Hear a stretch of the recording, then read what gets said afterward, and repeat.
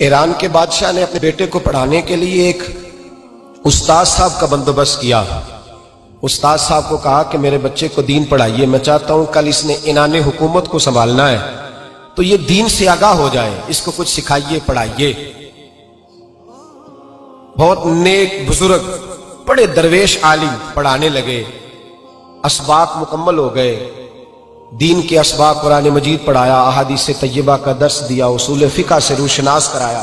جب بچے نے مکمل تعلیم حاصل کر لی اور آمین ہو گئی، دستار ہو گئی، فارغ ہو گئے، تو پھر ایک دن استاد صاحب نے کہا بیٹے کل تم نے ضرور آنا ہے، کچھ بات کرنی ہے۔ شہزادہ گیا ملنے استاد صاحب سے، استاد صاحب نے کنڈی لگا لی، ہاتھ میں درہ پکڑ لیا، مار مار کے پورے وجود کو زخمی کر دیا، کوئی غلطی نہیں، کوئی بات نہیں، مارا۔ اب بچہ آیا آ کے بادشاہ سلامت سے کہا کہ ابا جی سمجھ نہیں آئی، بڑا مارا ہے استاد۔ تو سیانے تھے نا بادشاہ، یہاں تو قاری صاحب روز کٹہرے میں کھڑے ہوتے ہیں، مولوی صاحب آپ نے میرے بچے کو کیوں مارا ہے؟ آپ 8,000 کے مولوی ہیں، میرا کئی کروڑ کا بچہ ہے، سویرے بدل لیں گے، خبردار آپ نے بچے کو ہاتھ لگایا، اپنی حیثیت میں رہے معاذ۔ جو قومیں استادوں کو کٹہروں میں کھڑا کرتی ہیں وہ ترقی نہیں کر پاتی، جو استادوں کو کٹہروں میں روز کھڑا کرتے ہیں۔ کہا ابا جی بڑا مارا ہے، تو والد بڑے سمجھدار تھے، کہنے لگے بیٹا استاد باپ ہوتا ہے، وہ زیادتی نہیں کرتا، کوئی بات ہوگی میں تیرے استاد کو کٹہرے میں نہیں بلاؤں گا۔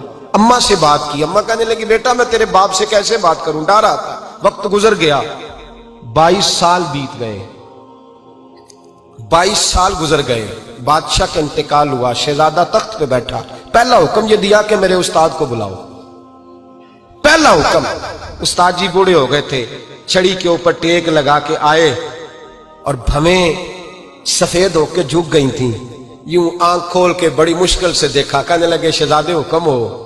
کب میں شہزادہ نہیں، اب میں بادشاہ بن گیا ہوں۔ استاد جی 22 سال بیت گئے، آپ نے مارا تھا، پر وہ درد چونکہ زیادتی کی تھی، میرا قصور کوئی نہیں تھا، تو نہ میری روح سے درد گیا ہے نہ میرے جسم سے گیا ہے، میں بے اختیار تھا، پوچھ نہیں سکتا تھا، آج با اختیار ہوا ہوں۔ سب سے پہلے پہلا حکم آپ کو دیا، بلایا ہے، بتائے کیوں مارا تھا، کیوں مجھے مارا تھا، میری زیادتی بتائے۔ تو استاد، بوڑھے استاد کی آنکھیں آنسوں سے بھر گئیں، کہنے لگے بیٹے بس آج کے دن کے لیے مارا تھا، یہ جو دن آ گیا نا میری زندگی میں اس لیے مارا تھا، یہ میں چاہتا تھا میری زندگی میں وقت آئے، آج کے بس میری مراد پوری ہو گئی۔ کہا صاحب کس لیے، مجھے بھی سمجھائیں۔ آپ فرمانے لگے کتنی دیر ہو گئی تجھے مار کھائے ہوئے، کتنا زمانہ بیت گیا؟ کہنے لگا 22 سال۔ فرمایا زخم بھولے تو نہیں، درد ختم تو نہیں ہوئی، تمہیں بات 1 منٹ کے لیے بھی تمہارے حافظے سے محو تو نہیں ہوئی؟ کہا استاد جی روز رات کو یاد آتی، روز خیال آتا تھا۔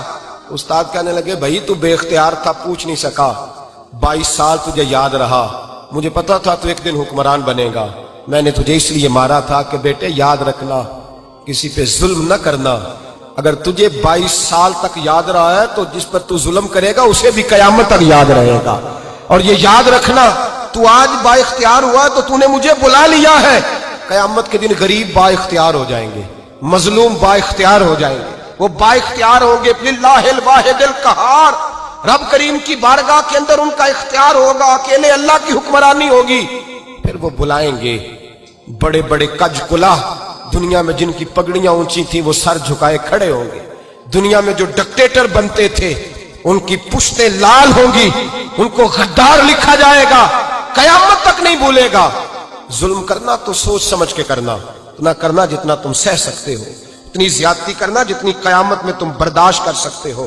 میرے نبی کریم صلی اللہ علیہ وسلم نے فرمایا ظلم سے بچو، یہ قیامت کے اندھیروں میں سے ایک اندھیرا ہوگا، زندگی میں زیادتی نہ کریں، اگر تھوڑی دیر کے لیے کوئی چیز برداشت کر جائیں گے تو وہ فائدہ دے جائے گی، کچھ دیر کے لیے اگر سہ جائیں گے تو نفع مل جائے گا، سہنے کی کوشش کریں لیکن زیادتی نہ